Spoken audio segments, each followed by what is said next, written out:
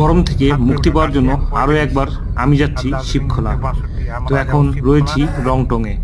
শিলিগুড়ি থেকে শিবখোলা দূরত্ব মাত্র 27 কিলোমিটার। আমি এখন রয়েছি রংটং। সামনে দেখা যাচ্ছে রংটংয়ের টয় ট্রেন লাইন।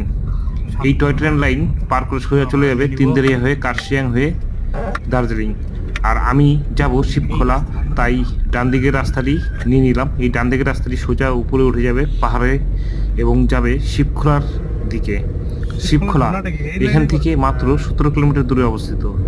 শিলিগুড়ি থেকে শিবখোলা যেতে প্রায় ঘন্টাখানেক টাইম লাগে।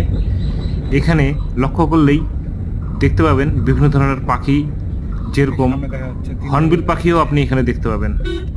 রাস্তার দুধারে রয়েছে চা বাগান এবং চারিদিকে পাহাড়।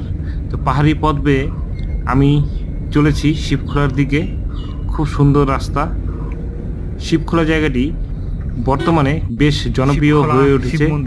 তো দেখতে পাচ্ছেন চলে এলাম শিবখোলাতে। এই যে সামনে প্রথম ব্রিজটি পড়বে, এই প্রথম ব্রিজ পার করেই বাঁদিকে দেখা যাচ্ছে শিব মন্দির। এটা জয় শিব শম্ভু।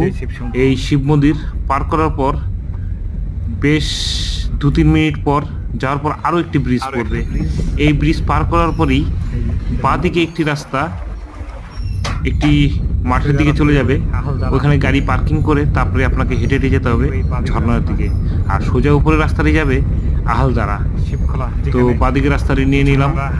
দেখতে পাচ্ছেন কাঁচা রাস্তা ধরে আমি যাচ্ছি শিবখোলা। আর এটি হলো গাড়ি পার্কিং এর জায়গা। গাড়ি পার্কিং করতে আমাদের কাছ থেকে নিয়েছিল এরা 50 টাকা।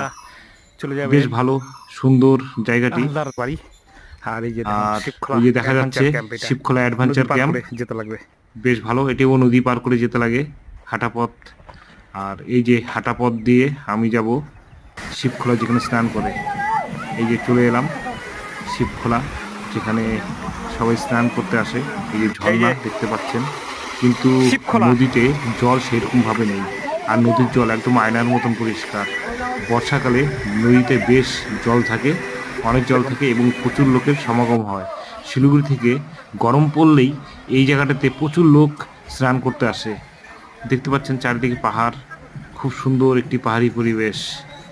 চারিদিকে পাহাড়, আর পাহাড়ের মাঝ দিয়েই বয়ে চলেছে এই নদী।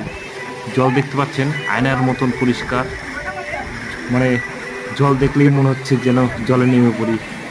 আর দেখতে পাচ্ছেন বেশ কয়েকজন লোক এখানে চলে এসেছে স্নান করার জন্য। তো অবশ্যই আসুন।